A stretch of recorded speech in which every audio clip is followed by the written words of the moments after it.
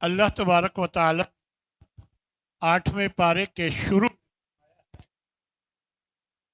یہ کچھ لوگ مطالبہ کر رہے تھے کہ اگر اللہ نے بھیجنا ہی تھا تو وہ فرشتے کو بھیج دیتا.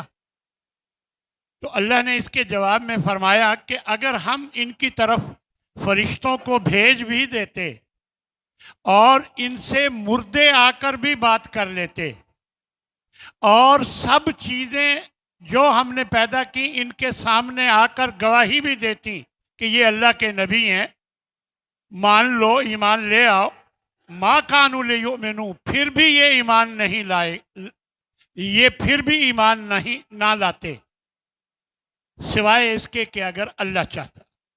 ان میں سے اکثر لوگ جاہل ہیں. فرمایا جس کے ساتھ اللہ بھلائی کا ارادہ فرما لے تو یہ دیہا، جس کو چاہے اللہ ہدایت دینا، یشرح صدرہ للاسلام، اس کے سینے کو اسلام کے لیے اللہ کھول دیتا ہے. فرمایا کہ اے جنوں اور انسانوں کے گروہ، کیا تمہارے پاس رسول نہیں آئے تھے جو تمہیں میری آیتیں پڑھ کر سناتے تھے اور اس دن سے تمہیں ڈرایا کرتے تھے، قیامت کے دن سے؟ وہ کہیں گے ہم اپنے خلاف گواہی دیتے ہیں، بس وغرتہم الحیات الدنیا، دنیاوی زندگی نے انہیں دھوکے میں ڈال دیا اور اب یہ اپنے خلاف گواہی دے رہے ہیں. بے شک یہ کافر ہیں، نافرمان. اللہ وہ ہے جس نے باغات پیدا کیے، کچھ کی بیلیں ہیں، کچھ بغیر بیلوں کے ہیں، کھجوریں پیدا کیں اور مختلف پودے اگائے اور جن کا پھل اگائے جن کا ذائقہ مختلف ہے. کوئی زیتون پیدا کیا اور انار، اور جن کی شکلیں ملتی جلتی ہیں اور کچھ کی شکلیں نہیں ملتی جلتی.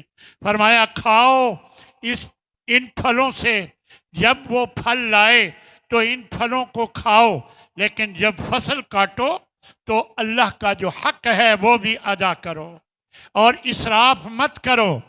بے شک اللہ اسراف کرنے والوں کو پسند نہیں فرماتا.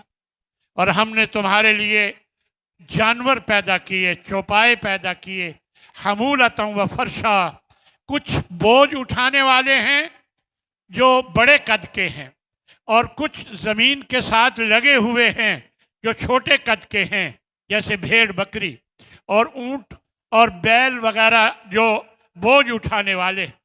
فرمایا کھاؤ جو اللہ نے تمہیں رزق دیا ہے اور شیطان کے نقش قدم پہ مت چلو، بے شک یہ تمہارا واضح دشمن ہے.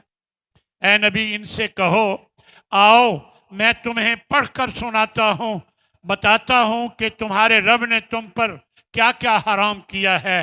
فرمایا کہ سب سے پہلی بات یہ ہے کہ تم اس کے ساتھ شریک مت بناؤ اور والدین کے ساتھ احسان کرو اور کہ اپنی اولاد کو مفلسی کے ڈر سے قتل مت کرو. ہم تمہیں رزق دیتے ہیں تو انہیں بھی دے دیں گے. وَلَا تَقْرَبُوا الْفَوَاحِشَ مَا ظَهَرَ مِنْهَا وَمَا بَطَنَ، اور بے حیائی کے کاموں کے قریب نہ جاؤ، چاہے وہ ظاہری ہوں یا چھپا کر ہوں، چھپے ہوئے ہوں. اور کسی جان کو ناحق قتل نہ کرو جس کو اللہ نے حرام کیا ہے.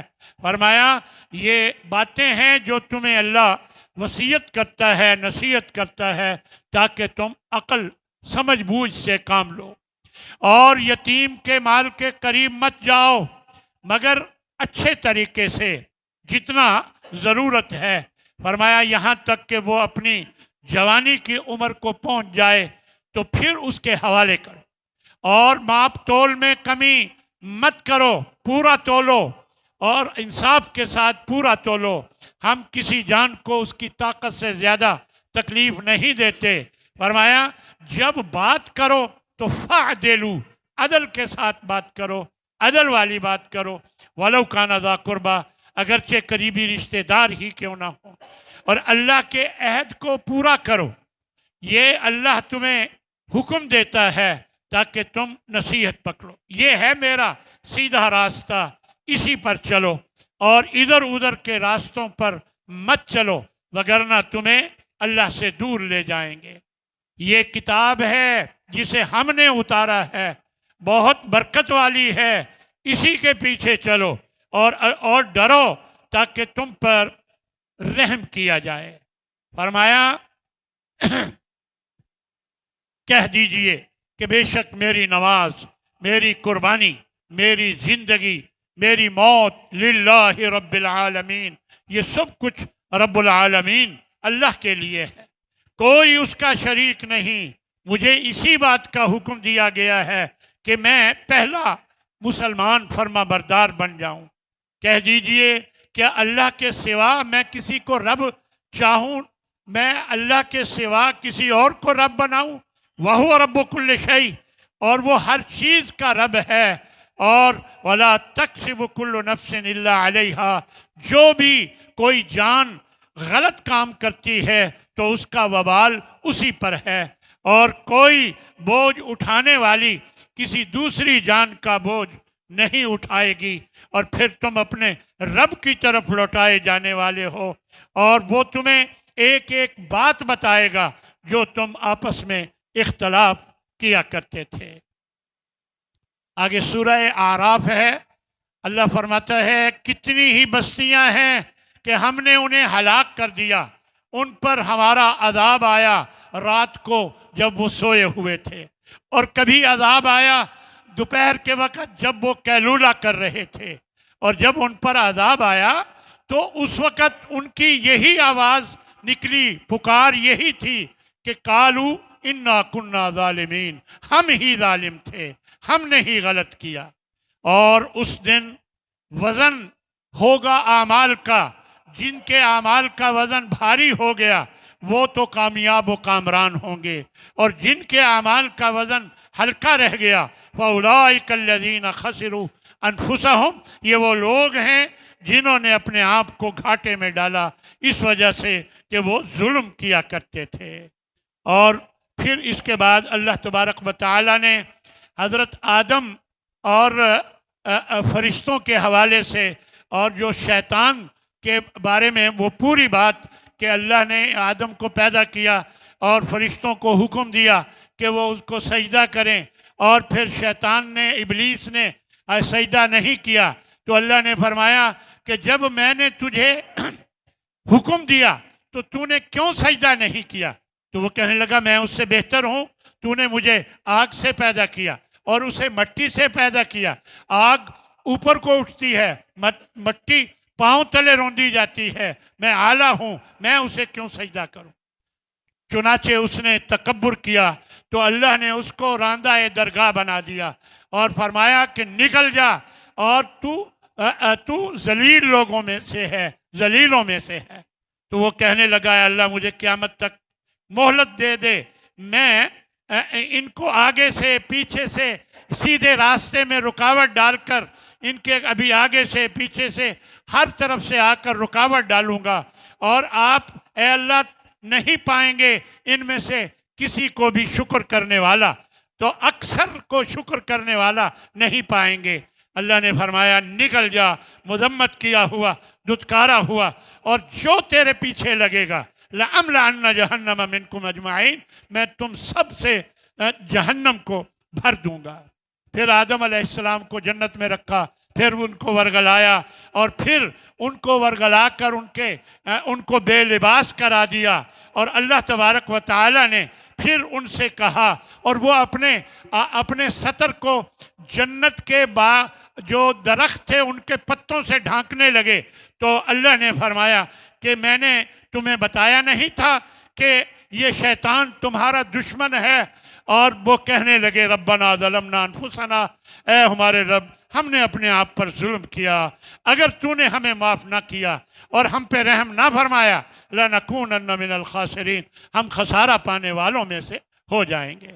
फिर अल्लाह तबारक व तआला फरमाता है कि तुम्हारे लिए ज़मीन में ठिकाना है, अब तुमने ज़मीन में रहना है और एक वक़्त तक फ़ायदा उठाना है, क़यामत तक या अपनी हर एक की जो उम्र है उस वक़्त तक, एक वक़्त तक फ़ायदा उठाना है। फरमाया फीहा तहयौन, इसी में तुम जिंदा रहोगे और इसी में तुम्हें मौत आएगी और इसी में से तुम निकाले जाओगे।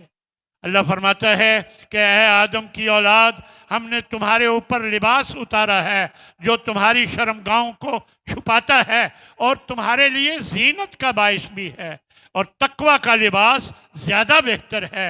ये अल्लाह की आयतें हैं ताकि ये लोग नसीहत पकड़ें। और फरमाया कि ए नबी कह दो कि बेशक मेरे रब ने बेहयाई के कामों को चाहे जाहिर हो या छुपे हुए हों हराम कर दिया है, और ये कि तुम अल्लाह के साथ शरीक बनाओ, अल्लाह ने इसे हराम कर दिया है क्योंकि इसकी कोई दलील नहीं। अल्लाह तबारक व तआला ने हर किस्म की ज़्यादती को भी हराम कर दिया है, और ये कि तुम वो बात कहो जो अल्लाह के बारे में जो तुम नहीं जानते हो। अल्लाह फरमाता है कि जन्नत वाले दोज़ख वालों को आवाज़ देंगे कि हमने तो जो हमसे वादा किया गया था पा लिया, क्या तुम्हें भी जो तुमसे वादा किया गया था हक तुमने देख लिया, पा लिया? वो कहेंगे हाँ। फिर एक मनादी करने वाला आवाज़ देगा कि जालिमों पर अल्लाह की लानत हो। फिर जन्नत और दोज़ख के दरमियान एक दीवार है, उस दीवार पर कुछ लोग बैठे होंगे जिनका रिजल्ट लेट होगा, न इतने गुनाह के जहन्नम में चले जाएं, न इतने नेक काम के वो जन्नत में चले जाएं। अल्लाह उनको जन्नत और दोज़ख के दरमियान एक दीवार है जिसका नाम इस सूरत में आराफ बताया गया है, उन पर बिठाएगा। इधर वो जन्नत वालों को देखेंगे नेमतें खाते हुए और इधर वो जहन्नम वालों को देखेंगे आग में जलता हुआ। और अल्लाह फरमाता है कि ये जन्नत वालों को आवाज़ देंगे सलाम हो तुम पर, और हालांकि ये अभी उसमें दाखिल नहीं हुए होंगे, अलबत्ता लालच रखते होंगे कि वो भी दाखिल हो जाएं।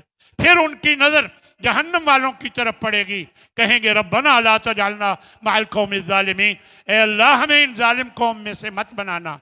देखें, अगर किसी तालिब इल्म का रिजल्ट लेट हो, जितना भी अच्छा पर्चा हुआ हो, उसको धड़का लगा रहता है कि पता नहीं क्या बनेगा, तो इनका भी यही हाल होगा। तो हमें कहेंगे कि अल्लाह हमें इन लोगों में से ना बनाना।